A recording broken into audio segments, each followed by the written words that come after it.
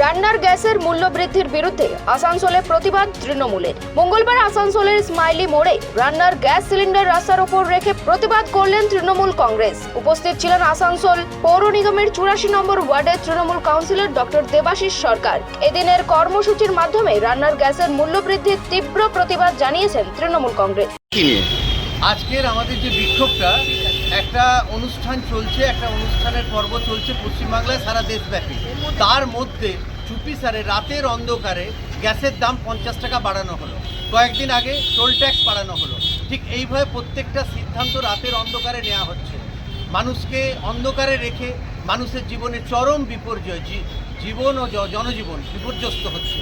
জীবন ও জীবিকা, আজকে দুটো জিনিসই বিপর্যস্ত হয়ে গেছে এই কেন্দ্রের বিজেপি জনবিরোধী সরকারের জন্য। তার বিরুদ্ধেই আজকে আমাদের এই প্রতিবাদ সভা। কিন্তু আজকের প্রতিবাদ সভা আমরা খুব সীমিত রাখবো, কেন যেহেতু আজকে রামনবমীর প্রসেশনের দিন আছে। কিন্তু এরপরে আমরা বৃহত্তর সর্বস্তরে আন্দোলন আমাদের দলের তরফ থেকে হবে। কখনো ওষুধের দাম বৃদ্ধি, কখনো গ্যাসের দাম বৃদ্ধি, এবং প্রত্যেকটাই দেখা যাচ্ছে রাতের অন্ধকারে হচ্ছে। এই সরকার কার লক্ষ্যে কাজ করছে? সাধারণ জনগণ, মেহনতি মানুষের লক্ষ্যে, আম জনতার জন্য, নাকি পুঁজিবাদীদের জন্য? আসানসোল থেকে নিজস্ব প্রতিনিধি রিপোর্ট, খবর বাংলা।